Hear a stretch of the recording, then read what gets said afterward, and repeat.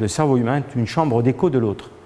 C'est-à-dire que nous apprenons par les autres. Et je racontais donc l'histoire d'une publication qui a eu lieu, vous voyez, on est dans la science en direct là, qui est parue hier, montrant que les enfants à la naissance, alors qu'on croyait qu'ils étaient évidemment enclins, leur cerveau était façonné pour reconnaître la voix de la maman, et on a fait tout un travail, hein, j'ai participé sur le rôle de l'ocytocine dans la relation materno-infantile, dans le lien à l'autre, etc. Super. En fait, il s'en fiche, l'enfant, de la voix des parents. Il s'en fiche. Ce qui a du signifiant, c'est l'alter ego. C'est le nouveau-né qui a le même âge que lui. Il est décrypté. Alors, ça, vous l'avez tous vu à la maternité. Il y a un bébé qui pleure et il y en a 10 qui pleurent. Hein. Vous voyez ? Vous pouvez avoir un adulte qui pleurera, le bébé ne va pas pleurer. Mais 10 autres qui pleurent et le bébé est en résonance émotionnelle et comportementale. Ça doit nourrir votre réflexion. On ne peut pas apprendre tout seul. En e-learning, face à un écran, ça ne sert à rien. On apprendra mieux si on est avec ses pairs. Que ce soit par la main ou virtuellement par des réseaux sociaux.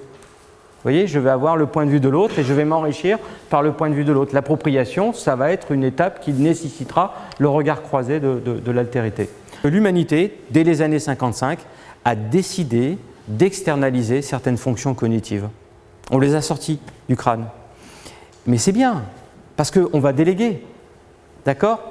Ce qui est absurde, c'est de vouloir continuer à travailler de la même façon que l'on a délégué. Vous voyez, quand vous donnez un travail à quelqu'un, vous n'allez pas aussi le faire pour être en compétition avec lui. C'est comme si vous étiez un ingénieur de chez Porsche, une fois construit la voiture, vous voulez aller sur l'autoroute courir plus vite qu'elle. Mais non, laissez-la partir, car vous avez des valeurs que la Porsche n'a pas. Eh bien, en intelligence artificielle, c'est tous les processus automatiques ont été délégués au monde du numérique, certes, mais nous avons justement besoin de comprendre quelle est la singularité de l'humain qu'on ne pourra pas déléguer dans le monde du digital. Et il y a des valeurs humaines. Ceux qui ne l'ont pas compris, un jour, ils sont ubérisés. On leur dit « t'assois pas, c'est pas la peine, on a mis un algorithme à ta place ». Un juge peut être ubérisé du jour au lendemain avec un algorithme. Un avocat, pas sûr. C'est très complexe. Vous voyez, donc il y a des tâches comme ça que l'on a décidé de déléguer. Il y en a d'autres sur lesquelles je reviendrai, qui sont le propre de l'humain. Et notamment, c'est de prendre des décisions rationnelles basées sur les émotions. C'est prendre des décisions intuitives, ce que j'appelle les forces obscures du cerveau. C'est une boîte noire, mais c'est les meilleures expériences quand votre corps a servi à stocker du big data. Je serre la main de quelqu'un, je peux me retourner et dire à mes collègues, ce contrat, je le sens bien, cette personne, je la sens bien ou pas. Mais ça fait partie du langage non verbal. La motivation est une force égocentrée. Vous ne pouvez pas, par l'injonction, dire « motive-toi ».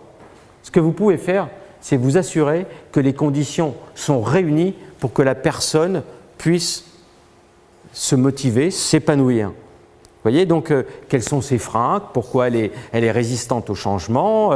Vous verrez qu'il y a un maître mot dans tout ce que je vais vous dire aujourd'hui, mais vous le savez probablement, au moins de façon implicite. Pourquoi avons-nous un cerveau ? C'est pour agir.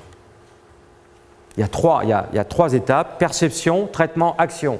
Gare à celui qui n'entraîne pas l'action quand il a perçu, traité l'information. C'est la première étape vers l'anxiété. Savoir et ne pas pouvoir agir. C'est là que vous avez besoin d'un coach. Quand on parle d'éducation, voilà, on a besoin du coach. On a besoin de la personne qui va nous aider comment agir. L'éducation, c'est transformer les gens pour qu'ils agissent. C'est pas juste une question de masochisme et de se faire du mal en se tordant les esprits. Non, c'est la volonté de toujours agir. Donc, pensez toujours à ce point-là. Lorsque je m'ouvre au monde extérieur, que je perçois et je traite de l'information, derrière, il y a de l'action. Et la motivation n'est que l'expression de cette volonté de vouloir agir.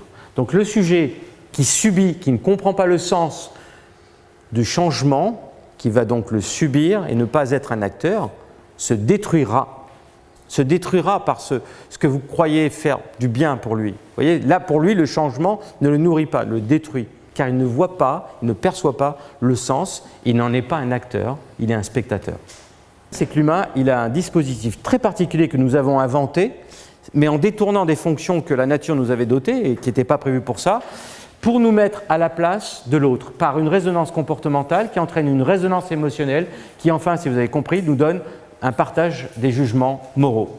Et donc, l'idée, c'est que l'empathie est le propre de l'humain, et si j'aime bien ce proverbe, et je terminerai là-dessus, si tu as 2 oreilles et une bouche, c'est pour écouter 2 fois plus que tu ne parles. Le meilleur éducateur neuroamical, c'est celui qui sait écouter plutôt que parler.